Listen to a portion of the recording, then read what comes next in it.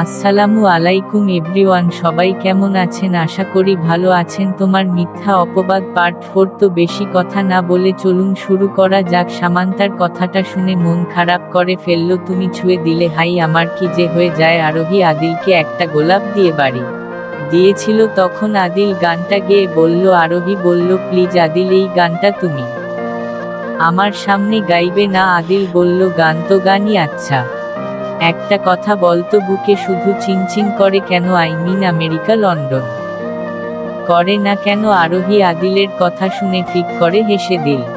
আরোহী বলল, আবুল কোথাকার? আদিল বলল, তোমার মতো আবুল এইটা বুঝবে না। পাশে কারো উপস্থিতি টের পায়, পাশে তাকালো। অপরিচিত একটা ছেলে। হাই, আমি বিহান, আর আপনি? অনু বলল, অনিতা রহমান। অনু আইসি। তা আদিল খান আর আদনান খান কি আপনার কেউ হয়? অনু বলল, কেন বলুন তো? না, মানে আপনার চেহারা আর তাদের চেহারা অনেক মিল আছে তো, তাই। অনু বলল, হ্যাঁ, আমি ওদের আপন বোন।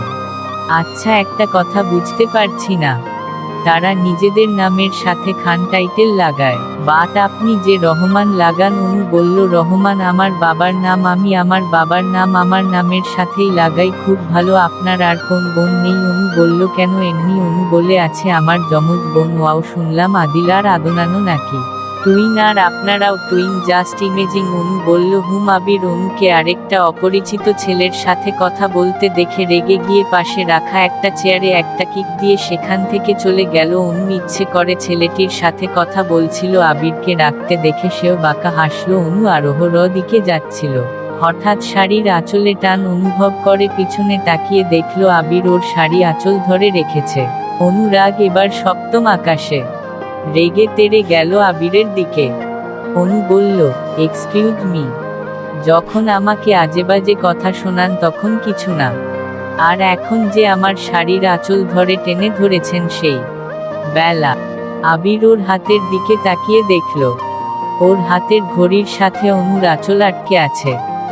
আবির বলল, আমি তোমাকে আগেও বলেছি আর এখনো বলছি যে তুমি আমাকে যতটা নোংরা মনে করো আমি ততটা নোংরা না, যদিও তোমার কাছে আমি অলওয়েজ নোংরা। অনু বল, দেখুন বেশি কথা বলবেন না, আপনি আমার শাড়ি টেনে ধরেছেন, ভালো করে তাকিয়ে দেখুন। আমি দেখেছি, কিন্তু মনে হয় না তুমি ভালো করে দেখেছ। অনু আবিরের কথা শুনে ওর হাতের দিকে ভালো করে তাকিয়ে দেখল, শাড়ির আঁচল ঘড়িতে আটকে আছে। আবির অনুর আঁচল ওর ঘড়ি থেকে সরিয়ে সেখান থেকে চলে গেল। অনু বল, ধুর, আমি সব সময় আবিরকে ভুল বুঝি, ভালো করে যাচাই বাছাই না করে ওর উপর দোষ চাপিয়ে দেই। আবিরের মামা থেকে যাওয়ার জন্য ওদেরকে খুব রিকোয়েস্ট করছেন, কিন্তু আবির বরাবরই উত্তর সে থাকবে না, তাই আবিরের জেদের কাছে হার মেনে সবাইকে চলে আসতে হলো। অনু গাড়ির পাশে গিয়ে দেখলেও এখনো তার জন্য আবিরের পাশের সিটটা বরাদ্দ রয়েছে। অনু ব্যাকসিটে একবার চোখ বুলিয়ে দেখল ভালো করে, শ্রাবণ ওকে ইশারায় আবিরের পাশে বসতে বলছে। অনেকক্ষণ হয়ে গেছে। অনু গাড়ির দরজা খুলে দাঁড়িয়ে দাঁড়িয়ে নখ কামড়াচ্ছে। আবির রেগে জোরে গাড়ি হর্ন বাজালো। অনু বুকে ফুঁক দিয়ে তাড়াতাড়ি গাড়িতে উঠে বসল। গাড়ি চলছে তার আপন গতিতে। অনু মাথা বের করে বাইরে তাকিয়ে আছে। চারিদিকে অন্ধকার নেমে আসছে। একে একে গ্রামের ছোট ছোট ঘরগুলোতে আলোতে ভরে উঠছে। চারিদিকে সবুজ শ্যামল গাছপালা বাতাসে নড়ছে। মৃদু বাতাসের তালে তালে অনুর চুল উঠছে। আবির একবার অনুর দিকে তাকিয়ে ড্রাইভিংয়ে মন দিল। ছোঁয়া আর আরোহী গাড়িতে উঠে কিছুক্ষণের মধ্যে ঘুমিয়ে গেল। সামান্তা মন খারাপ করে বসে আছে, তার সাথে Arijit Singh a sad song শুনছে। আদনান বলল, কি হয়েছে বলতো শামু? গাড়িতে বসার পর থেকে দেখছি মন খারাপ করে বসে আছিস, আবার এখন অরিজিৎ সিং এর ফেমাস স্যাড সং শুনছিস, কি ব্যাপার?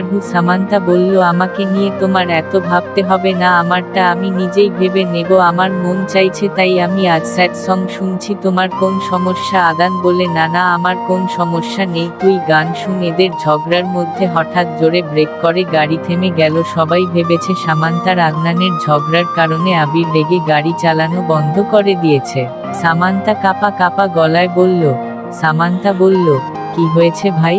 গাড়ি থামালে যে? আবির বলল, আই ডোন্ট নো শামু, নেমে দেখতে হবে। আবির ওর ফোনে ফ্ল্যাশ অন করে গাড়ি চেক করলো। না, গাড়িতে কোন প্রবলেম হয়নি। গাড়ির চাকা চেক করতেই দেখলো সামনের একটি চাকাতে লোহা ঢুকে গেছে, যে কারণে চাকা লিক হয়ে গেছে। আবির বলল, ড্যামি। আদিল বলল, কি হয়েছে আবির? আবির বলল, গাড়ির চাকা লিক হয়ে গেছে। সামান্তা আরোহী আর সোয়াকে ডাক দিল। সামান্তা বলল, ওই ঘুম থেকে উঠো, তোরা আজ কিভাবে বাড়ি যাবি সেটাই ভাব। আরোহী বলল, কেন, গাড়ির আবার কি হয়েছে? সামান্তা বলল, গাড়ির চাকা লিক হয়ে গেছে। ছোয়া বলল, ও মাই গড, এখন কি হবে? শ্রাবণ বলল, দাঁড়া দেখছি, বাবাকে কল করে কোন গাড়ি পাঠানো যায় কিনা। শ্রাবণ ওর বাবাকে ফোন দিল, কিন্তু ফোন যাচ্ছে না। নেটওয়ার্ক চেক করে দেখলো নেটের চিহ্ন পর্যন্ত নেই। শ্রাবণ বলল, ধুর, নেটও নাই। আবির অনুর দিকে তাকিয়ে দেখলো তার মধ্যে কোন ভাবাচিন্তা নেই, এখনো জানালা দিয়ে বাইরে তাকিয়ে আছে। সামান্তা বলল, অনু কি করছিস? অনু বলল, কি করব আবার? নেচার দেখছি। অনেকক্ষণ হয়ে গেছে, সবাই চুপচাপ বসে আছে। ছোঁয়া নীরবতা ভেঙে বলল, ভাই, আমার খুব খিদে পেয়েছে। সামান্তা বলল, আমারও। আরোহী বলল, আমারও। অনু বলল, এক কাজ করি, চলো। গাড়িতে বসে না থেকে এগিয়ে গিয়ে দেখি কোন দোকানদার বা পায় কিনা। শ্রাবণ বলল, ঠিক বলেছিস। আকাশে মেঘ গর্জন করছে, যে কোনো সময় বৃষ্টি চলে আসতে পারে। যা করার তাড়াতাড়ি করতে হবে। ছোঁয়া বলল, কেন যে এত দূরে আসতে গেলাম? আসতে যেতে 10 ঘন্টা, তার মধ্যে আবার গ্রামে খুন করে ফেলে গেলেও তো কেউ টের পাবে না। আরোহী বলল, দিলি তো ভয় পাইয়ে। সোয়া বলে, এই দেখ, গাড়িটা আবার তেঁতুল গাছের নিচে এসে নষ্ট হয়েছে। এর মানে বুঝতে পারছিস? সামান্তা বলল, কি? সোয়া বলল, এই তেঁতুল গাছে ভূত আছে, আর ভূত গাড়িটা নষ্ট করেছে। এখন আমাদের সবাইকে মারবে, তারপর আমরা সবাই মরে ওই তেঁতুল গাছে পেতনি হয়ে ঝুলে থাকব, আর মানুষকে ভয় দেখাবো। হি হি হি বলে হাসল। শ্রাবণ বলল, তোর মরার শখ বেশি হইছে, গিয়ে তুই মর। চল, তোকে তেঁতুল গাছের নিচে রেখে দিয়ে আসি। টোয়া বলল, আমি কই যাইতাম, আমি কোনখানে যাইতাম না, আমি ডরাই। শ্রাবণ বলল, ওরে সিলেটি। আদিল বলল, সিলেটিরা আর দেখলি কি, আরো অনেক কিছু দেখার বাকি আছে। আবির বলল, তোরা ভাব কম দেখা, আর গাড়ি থেকে নাম। ওরা 8 জন গাড়ি থেকে নেমে কিছুটা সামনে এগিয়ে গেল। একটু দূরে একটা বাড়িতে লাইট জ্বলছে। আদিলরা সেই বাড়ির দিকে এগিয়ে গেল, কোন সাহায্য পাওয়া যায় কিনা সেই আশায়। আদনান আদিলদের এক জায়গায় দাঁড় করিয়ে বাড়িতে গেল। বাড়ির বারান্দায় একজন মধ্যবয়স্ক লোক একটা বেতের চেয়ারে বসে আছে। আব্দুনান উনাকে সালাম দিয়ে জিজ্ঞেস করলো, খাবার পাওয়া যায় এমন কোন দোকান দাবা আছে কিনা। উনি বলেন, এখান থেকে কিছুটা দূরে ডানে গিয়ে বামে একটা ছোটখাটো দাবা আছে, সেখানে চা নাস্তা পাওয়া যায়। আদনান উনাকে ধন্যবাদ দিয়ে নিজেই দাবায় গেল। দাবায় খাওয়ার মতো শুধু চা সিঙ্গারায় আছে। আদনান একটা আধা লিটারের বোতলে চা নিল, আর 8টা-9টা সিঙ্গারা নিল কাগজ মুড়ি দিয়ে, আর সাথে নিল কয়েকটা ওয়ান টাইম গ্লাস। সবাই আবার ইউটার্ন দিয়ে হাঁটতে লাগলো। তার মধ্যে ঝিরি ঝিরি করে বৃষ্টি পড়া শুরু হলো। আস্তে আস্তে ঝিরি ঝিরি বৃষ্টি মুষলধারে বৃষ্টির রূপ ধারণ করলো। সামান্তা, ছোয়া, হুনু, আরোহী ওরা মাথা আঁচল দিয়ে দৌড়াতে লাগলো। সবাই এক প্রকার দৌড়ে গিয়ে উঠে গেছে। হুনু উঠতে যাবে, তার আগেই গাছের শিকড়ে হুচট খেয়ে পড়ে গেল। পাও মুছড়ে গেছে। হুনু পা ধরে বসে আছে, ভিজে গেছে খানিকটা। আদনান অনুকে টেনে তুলে সিটে বসিয়ে দিল। অনু বলল, ভাইয়া, আমি ভিজে গেছি, খুব ঠান্ডা লাগছে। আদিল অনুর কথা শুনে ওর গায়ে থেকে শার্ট খুলে দিল। আদিল বলল, আপাতত এটা দিয়ে ঢেকে বসে থাক, ঠান্ডা কম লাগবে। আদনান, চা দে, যদি চা খেয়ে বোনের একটু ঠান্ডা কমে। আদনান সবাইকে ওয়ান টাইম গ্লাসে করে চা দিল, সাথে সিঙ্গারাও। আদনান বলল, খাওয়ার মতো শুধু এগুলোই ছিল। আদিল বলল, কিন্তু পানি কোথায় পাবো?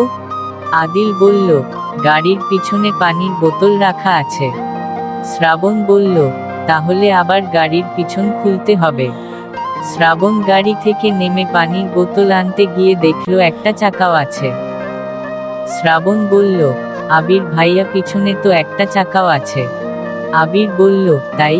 তাহলে তো ভালোই, লাগিয়ে দেখতো। শ্রাবণ গাড়ির চাকা লাগিয়ে আগের চাকাটা আবার গাড়ির পিছনে রেখে দিল। শ্রাবণ বলল, এবার স্টার্ট দাও। আবির গাড়ি স্টার্ট দিল। কত সুন্দর করে এখন গাড়ি চলছে। অনু ঠান্ডা এবার বেড়ে গেল। সামনে বসার কারণে বাতাসটা বেশি লাগছে, তার মধ্যে আবার প্রচণ্ড ঘুমও পেয়েছে। আদিল অনুকে ঝিমুতে দেখে আবার গাড়ি থামাতে বলল। আবির বলল, কি হয়েছে? আদিল বলল, তুই ব্যাকসিট আয়, আমি ড্রাইভিং করছি। আবির বলল, কিন্তু কেন? আদিল বলল, আয়, তুই এতক্ষণ ধরে ড্রাইভিং করছিস, যাক কেউ তাহলে অন্তত আমার দরটা বুঝলো। আবির ব্যাক সিটে এসে বসল, আর আদিল ড্রাইভিং সিটে। অনু কিছুক্ষণের মধ্যে ঘুমিয়ে গেল। আদিল আলতো করে অনুর মাথা ওর কাছে এনে রাখল। আবিরের কাছে এবার স্পষ্ট আদিল কেন ড্রাইভিং সিটে বসেছে। আরোহী সামান্তা, ছোঁয়া একটা আরেকটার ঘাড়ে মাথা রেখে ঘুমিয়ে আছে, আর আবিরেরাও ঝিমুচ্ছে।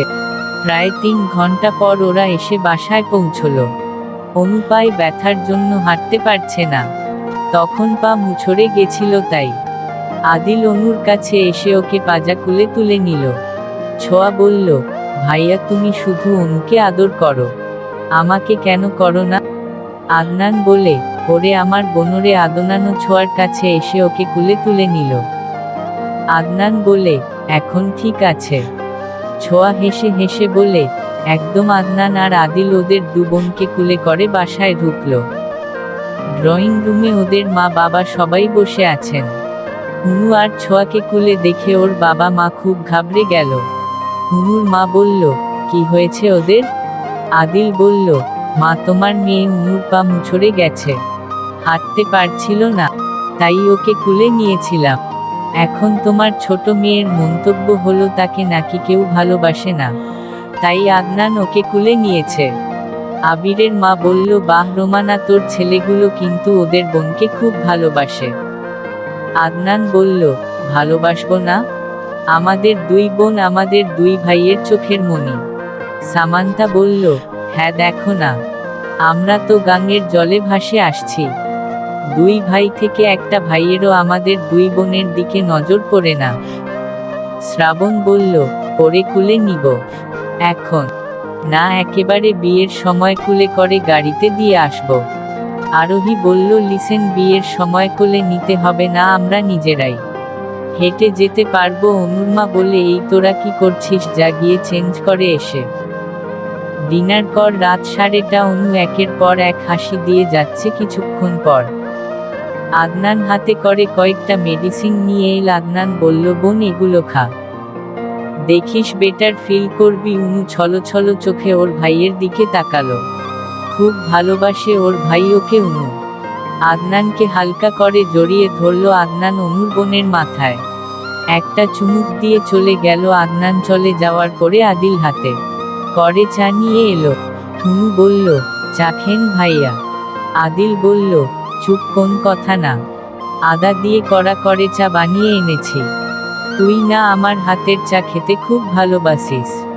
তাহলে এবার চুপটি করে চা খেয়ে তারপর মেডিসিন খেয়ে শুয়ে পড়বি, কেমন?